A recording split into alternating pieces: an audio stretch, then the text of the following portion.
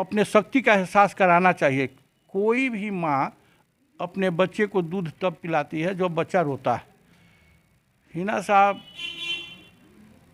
को जिस तरह आरजेडी के लोगों ने इग्नोर किया है और हाशिए पर लाकर खड़ा कर दिया है, हमने कहा था कि अपने शक्ति का एहसास उनको कराना चाहिए। उनका काफिला निकला है। निश्चित रूप से आरजेडी के खेमे में बेचैनी का माहौल है और आरजेडी के नेताओं का चेहरे पर पसीना स्पष्ट रूप से देखने को मिलेगा। और माइनॉरिटी को जिस तरह इग्नोर किया है आरजेडी ने, उनके बेटे का नाम आया था, आपने देखा होगा। आरजेडी का किसी नेता ने एक शब्द बोला सहानुभूति जताने के लिए भी कोई।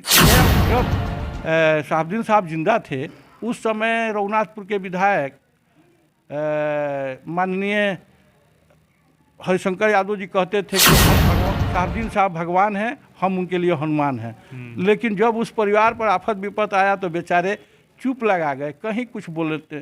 तो इस तरह की आरजेडी पार्टी नहीं है, ये अपराधियों का गिरोह है। जब वह सत्ता में आती है तो आम लोगों को, निर्मम लोगों की हत्याएं होती है, लूट खसोट अपहरण और हत्या की सिलसिला जारी हो जाती है। निर्मम हत्याएं होती थी तो हम और हमारा लड़का, हम लोग कफन लेकर के निकले और सीमान को आज़ादी हासिल कराए। फिर से आपका एक बार बहुत बहुत स्वागत है। बिहार में जिस तरह से आपराधिक घटनाएं घट रही है उसको लेकर कहीं ना कहीं बीजेपी फ्रंट से मोर्चा संभाल चुकी है और अभी हमारे साथ जुड़ रहे हैं सिवान के पूर्व सांसद ओम प्रकाश यादव और वर्तमान में बात करें तो भारतीय जनता पार्टी के प्रदेश उपाध्यक्ष भी हैं। तो ये इनसे जानते हैं क्या कुछ कहेंगे। जैसे आए दिन यहाँ पे अपराध ग्राफ लगातार बढ़ते जा रहा है और ख़ासकर सिवान में। तो नेताजी सबसे पहले आपका बहुत बहुत स्वागत है। क्या कुछ कहिएगा जिस तरह से आपराधिक घटनाएँ लगातार बढ़ रही है उसको लेकर? देखिए, आपराधिक घटनाएँ बढ़ने का कारण है, एक बार नहीं हमने 100 बार आप लोगों के चैनल के माध्यम से आम जनता के बीच कहने का काम किए हैं कि आरजेडी पार्टी नहीं है, ये अपराधियों का गिरोह है। और जब वह सत्ता में आती है तो आम लोगों को, निर्मम लोगों की हत्याएं होती है, लूट खसोट अपहरण और हत्या की सिलसिला जारी हो जाती है, जिसका कारण है कि नीतीश कुमार से प्रशासन संभल नहीं पा रहा है और नीतीश कुमार सावधान यात्रा पर निकले हैं।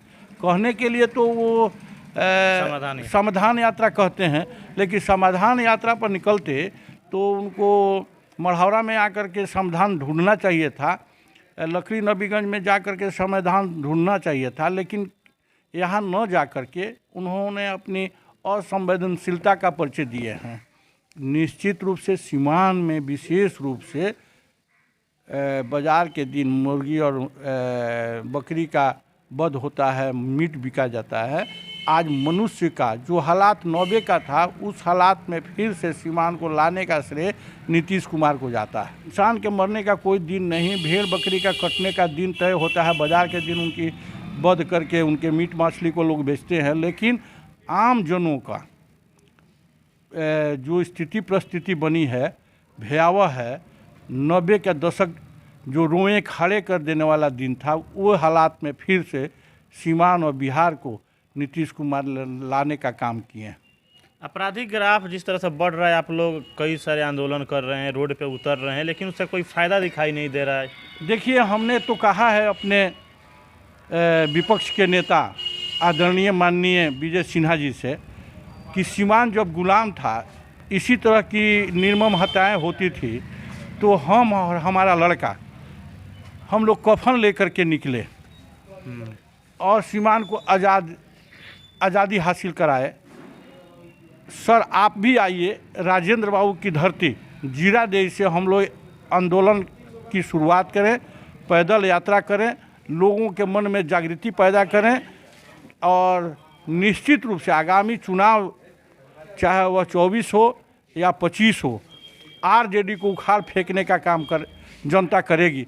आरजेडी तो समाप्त हो गई थी, मात्र 22 सीट पर सिमट करके हम लोगों ला दिए थे, लेकिन नीतीश कुमार ने उनके साथ तालमेल करके सरकार बनाकर उसको जिंदा कर दिया और नीतीश कुमार ने और आरजेडी ने अपना सीट माले को दे करके माले को जिंदा कर दिया। नहीं तो दोनों पार्टियां तो समाप्ति के कागजात पर थी। ये दोनों पार्टियों को जीवन संजीवनी देने का काम किए हैं नीतीश कुमार। बिहार की जनता कभी माफ़ नहीं करेगी नीतीश कुमार को। सत्ता के लिए जो इन्होंने खेल खेला है, भली भांति जनता जानती है, समझती है। आने दीजिए चुनाव, पता चल जाएगा। आपने 90 के दशक को याद किया तो बता दें कि इतिहास गवाह है कि इतिहास हमेशा अपने आप को दोबारा दोहराता है। और जिस तरह आप 90 के दशक की बात कर रहे हैं तो उसे छुटकारा दिलाने के लिए आपने अपने सर पे कफन बांधा था, तो क्या फिर से 2024 में भी ओम प्रकाश यादव सर पे कफन बांध के निकलेंगे? हम लोगों ने तो अभी 24 तो बहुत दूर है, अभी हम लोग तुरंत जीरादेई से कार्यक्रम बना रहे हैं। विजय सिन्हा जो हम लोग के प्रतिपक्ष के नेता हैं, विरोधी दल के नेता हैं, उनके नेतृत्व में सीवान से चल करके पटना गांधी मैदान में गांधी जी के मूर्ति पर माल्यार्पण करके और एक स्मारक पत्र हम लोगों के 25 तारीख को आ रहे हैं गृह मंत्री, उनको स्मारक पत्र देने जा रहे हैं कि मैंने कम से कम सीमान और पूरे सूबे में जो अराजकता की स्थिति बनी है, जो भयाक्रांत का माहौल बना है, उसे निजात दिलाने के लिए कोई न कोई ठोस कदम उठाना होगा। बात करें तो जैसा कि अभी नीतीश कुमार महागठबंधन में शामिल है, लेकिन ऐसा अनुमान लगाया जा रहा है कि फिर से नीतीश कुमार पलटी मारे कहीं बीजेपी में आएंगे 24 के चुनाव के पहले। हमारे शीर्ष नेतृत्व ने कह दिया है कि किसी भी कीमत पर हम नीतीश कुमार को स्वीकार नहीं करेंगे। और नीतीश कुमार ने भी कहा है, लेकिन नीतीश कुमार तो कहते भी हैं कुछ और करते कुछ हैं। उन्होंने भी कहा है कि जीते जी इस जन्म में नहीं, अगले जन्म में भी हम भाजपा के साथ नहीं जाएंगे। लेकिन ऐसे स्वार्थी और हम लोग परखने में भूल कर दिए, जो सत्ता के लिए आम लोगों को बलि का बकरा बना रहा है, वो इस आदमी पर विश्वास करके हम लोगों ने धोखा खाया है। फिर से धोखा खाने नहीं जा रहे हैं। नीतीश कुमार को पूरी तरह नकार दिया है बिहार की जनता। उसके बाद भी हम लोगों ने उनको जीवन दान दिया। सबसे बड़ी पार्टी होने के बाद भी हम लोगों ने नीतीश कुमार को, चूँकि सूबे को संवारना था, बिहार को वैभवशाली बिहार बनाना था, गौतम बुद्ध और महावीर के बिहार को सजाना और संवारना था, इसलिए नीतीश कुमार को बार बार हम लोगों ने मौका दिया। लेकिन उस मौका का सदुपयोग न करके उन्होंने आरजेडी से जो समझौता किया है, बिहार की जनता कभी माफ़ नहीं करेगी नीतीश कुमार को। नेताजी, आपने कुछ दिन पहले एक बयान दिया था हिना साहब को लेकर के, हिना साहब को अपने शक्ति का एहसास आरजेडी में कराना चाहिए, और उसी बयान के बाद से 3 दिनों के बाद हिना मैडम का काफिला निकलता है मोतिहारी के लिए और काफ़ी चर्चाओं में आता है। उसके 10 दिन के बाद फिर से एक छापरा के लिए काफिला निकलता है। कहीं ना कहीं शक्ति प्रदर्शन देखने को मिला, तो क्या कुछ कहिएगा इसको लेकर? देखिए, हिना साहब के बारे में नहीं, हमने ये कहा था आप ही के चैनल पर कि अपने शक्ति का एहसास कराना चाहिए।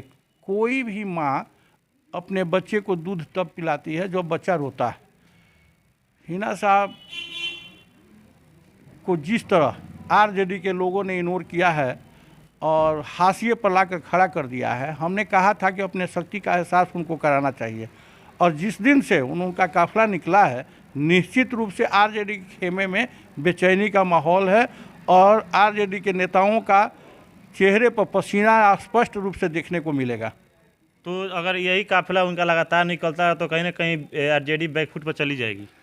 देखिए, आरजेडी के पास वोट बैंक कहाँ है? एमवाई समीकरण की बात करती है। हम लोग समीकरण की बात नहीं करते। हम लोगों के सर्व समाज का वोट चाहिए और सर्व समाज के लोगों का हम लोगों का विश्वास प्राप्त है।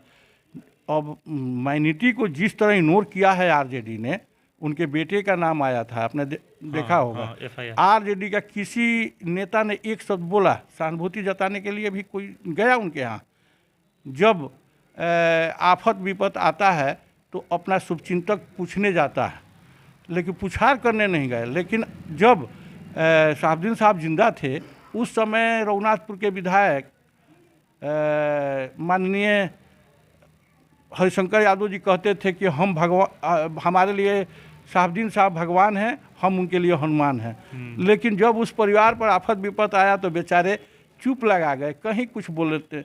तो इस तरह का माहौल सीवान के सभी लोग समझ रहे हैं, बूझ रहे हैं, वक्त का इंतज़ार कर रहे हैं। आने दीजिए, आरजेडी सीवान से समाप्त हो जाएगी। नेताजी, माइनॉरिटी की बात करें तो जैसे आरजेडी में नाराज़गी है माइनॉरिटी को, इससे उत्तर प्रदेश में सपा से नाराज़गी है, बहुत सारी जगहों पर नाराज़गी दिखाई दे रही है। और बीजेपी उन लोगों के लिए कहीं बेस्ट ऑप्शन नहीं ना हो सकती, जैसे मोदी पसमानदा मुसलमानों को साधने का जिस तरह से काम कर रहे हैं। देखिए, मोदी सर्व समाज की बात करते हैं, पसमानदा उनमें गरीब वर्ग के लोग हैं, उन लोगों को उठाने की हम लोग बात करते हैं।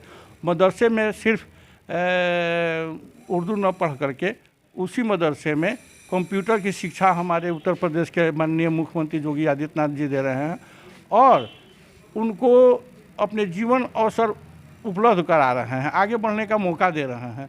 हम लोग मदरसा हो या चाहे संस्कृत हो, सभी का सम्मान करते हैं, सभी वर्ग का इज्जत और सम्मान करते हैं। सभी वर्ग और सभी धर्म के लोगों को लेकर चलने की नाम है नरेंद्र मोदी और उसका नाम है भारतीय जनता पार्टी। हम लोग वर्ग विभेद नहीं करते हैं, समाज में बांट कर राजनीति नहीं करते। चलते चलते हमारे चैनल के माध्यम से सिवान प्रशासन से क्या मांग कीजिएगा, जिस तरह से आपराधिक घटनाएं लगातार बढ़ रही है उसको लेकर?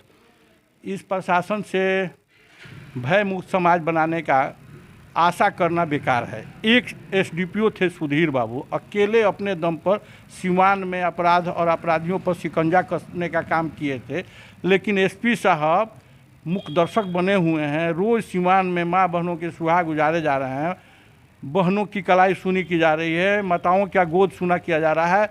आखिर कर क्या रहे हैं? घर से निकल नहीं रहे हैं एसपी साहब। अब तो हम ही को शर्म आ रहा है एसपी साहब के खिलाफ बोलने में। अरे एसपी साहब, बड़ी आशा विश्वास के साथ आपके माँ बाप ने आपको एसपी बनाया, आपके इष्ट मित्र जाकर कहेंगे कि सिवान जाकर गुलाम बन गया। उठिए, अपने आत्मबल को जगाइए, अपराधियों के खिलाफ संघर्ष कीजिए, भय मुक्त अपराध मुक्त सिवान बना करके जाइए। जिस लकीर को सीके अनिल और रत्न संजय ने खींचा था, किसी डीएमएसपी ने छोटा नहीं किया, लेकिन इसके बाद आप लोग आए और उनके लकीर को बहुत छोटा कर दिए हैं। प्रशासन से आम जनता का विश्वास उठ चुका है और माहौल अराजकता का माहौल बन गया। इसलिए एसपी साहब को आत्मबल जगा करके अपराध और अपराधियों पर शिकंजा कसनी चाहिए। चलिए, बहुत बहुत धन्यवाद। धन्यवाद।